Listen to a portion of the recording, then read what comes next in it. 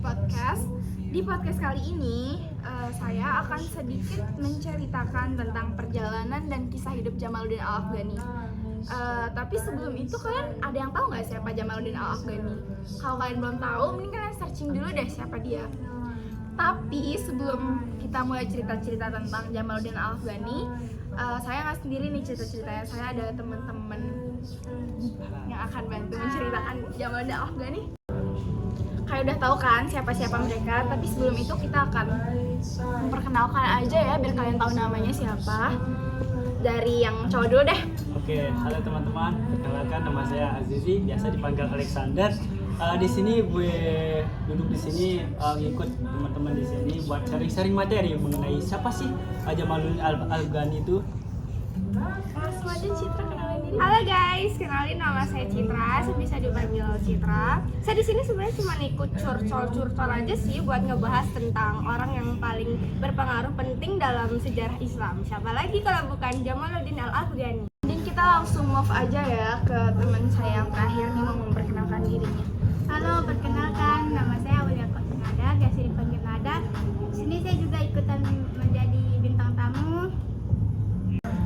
Ya udah, bagaimana kalau kita langsung masuk aja ke ceritanya? Kalian pasti penasaran kan siapa Jamaluddin Al-Afghani? Jadi Jamaluddin Al-Afghani ini adalah anak dari Syahid Muhammad bin Safdar Al-Husain.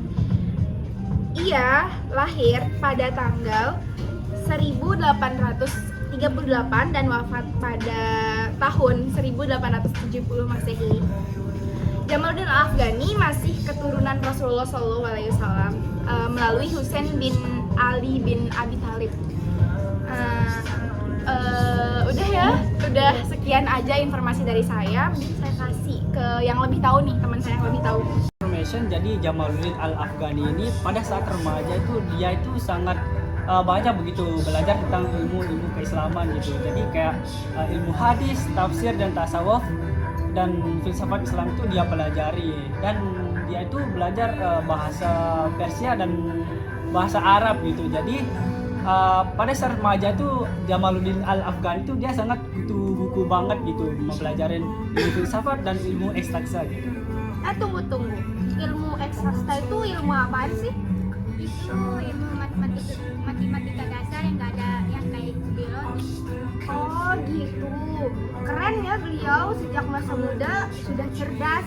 Itu keren banget karena memang pada saat dia berusia 18 tahun itu dia melanjutkan pendidikannya tuh ke Mekah dan India gitu. Nah pas dia balik dari melanjutkan pendidikannya itu dari Mekah dan India itu dia langsung diangkat jadi menteri, tapi dia tuh menjabatnya nggak lama.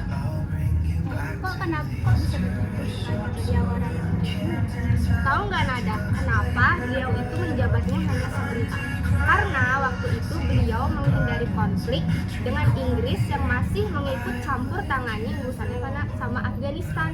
Nah ya benar tuh, karena pas dia sudah berhenti menjabat itu dia kembali lagi ke Mekah dan India itu karena dia takut itu pengaruh buruk itu akan menimpa dia. Nah setelah melakukan perjalanan kembali ini, dia tuh mulai terlibat dalam politik Islam internasional. Emang keterlibatan beliau ini apa aja sih? Mungkin bisa dikasih tahu ya buat kita yang belum tahu sama buat penonton juga yang belum tahu gitu. Oh, jadi pas dia melakukan perjalanan tadi itu dia tuh mulai memikirkan tentang masalah-masalah yang vital gitu tentang umat Islam. Vital? Kenapa? Bukannya waktu itu Islam masih baik-baik aja? Islam pada waktu itu nggak baik-baik aja tahu. Soalnya mengalami kemunduran yang sangat signifikan karena datangnya dari bangsa Barat. Jadi Jamaluddin Al-Afghani itu memikirin gimana caranya biar Islam bisa bebas dari bangsa Barat. Oh gitu. Sini, kalian berdua masuk in frame dulu dong. Oke, sebelum kita mulai tanya-tanyain mereka berdua nih, mending kita suruh mereka perkenalan diri dulu ya. Ayo, perkenalkan diri dulu. Nama saya Radia. Halo, nama saya Sakila.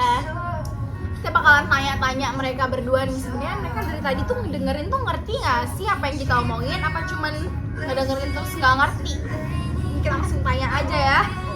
Tahu dong. Oke. Kita langsung ke pertanyaannya. kok bisa sih Jamaluddin Al-Afghani ini punya pemikiran sekeren itu? Jadi Jamaluddin Al-Afghani ini punya pemikiran sekeren itu karena dia tuh udah pergi ke Paris, terus udah pergi ke US gitu. Jadi biar dia tuh tahu pandangan orang-orang Barat tuh gimana terhadap umat Islam. Iya, jadi beliau itu udah apa? Iya, jadi beliau itu kesana untuk melihat atau kayak referensi untuk sistem nilai kehidupan bangsa Barat. Oh, gitu alasannya kenapa beliau pandangannya cukup luas tentang Islam di mata orang Barat. Iya, beliau tuh jadi tahu gitu permasalahan apa yang ada di umat Islam itu gara-gara itu. Ternyata setelah dicari tahu nih, setelah tahu pemikiran orang-orang Barat, ya Jamaluddin Al-Afghani ini jadi tahu ternyata tuh masalah internal gitu, itu masalah dari umat Muslim itu sendiri. Kalau boleh tahu masalah internalnya apa aja ya? Sebenarnya banyak sih, tapi saya sebutin salah satunya aja yang ada sikap keras kepala sama absolutisme dan nepotisme. Oh jadi gitu ya, berarti parah banget ya kondisi pada saat itu. Terus gini nih, kan kita udah tahu nih kenapa tadi kayak gitu. Apa sih bentuk dari apa ya kayak cara mengatasi Jamaluddin Al-Afghani pada masa itu tuh, dia cara mengatasinya gimana sih? Ada yang bisa jawab nggak ya? Oh, saya tahu. Tadi seperti yang saya bilang kan, tadi dia melakukan sebuah pembaruan. Nah, jadi dia tuh menyerukan semangat nasionalisme di Mesir dan di India karena negara itu sedang dijajah oleh Perancis, yang dimana Perancis ini sedang lagi kuat-kuatnya untuk menyaingi Inggris begitu. Jadi cuma nasionalisme aja yang dia lakukan untuk membangun Islam. Enggak, jadi dia tuh juga melakukan gerakan yang disebut dengan pan-Islamisme. Jadi pan-Islamisme itu memiliki arti di mana Jamaluddin Al-Afghani ini berusaha untuk menyatukan umat muslim seluruh dunia yang memiliki rasa senasib dan sepenanggungan. Jadi Jamaluddin Al-Afghani ini berharap agar kerajaan-kerajaan Islam pada waktu itu bersatu gitu untuk melawan penjajahan bangsa Barat. Itu ya, keren banget tadi penjelasan singkat dari Azizi dan Nada yang bisa mungkin kita semua pahami kan kita semua kan? Paham dong. Mungkin cukup aja ya kita sampai sini ngebahas tentang Jamaluddin Al-Afghani. Kita juga udah tahu pemikiran-pemikiran beliau, terus siapa beliau, sama biografi hidupnya kita udah tahu kan. Secara singkatnya kita udah tahu nih siapa sih beliau.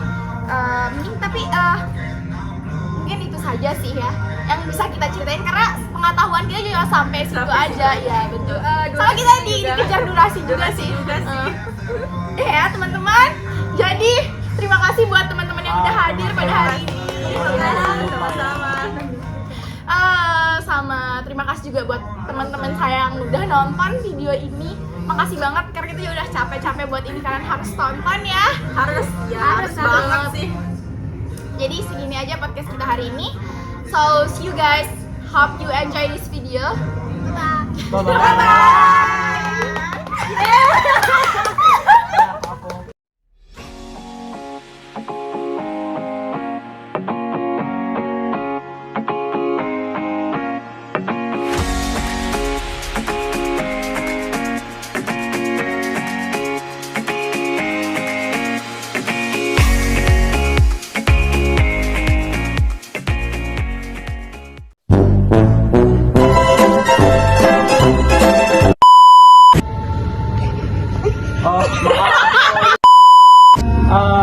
Ya, saya nggak tahu.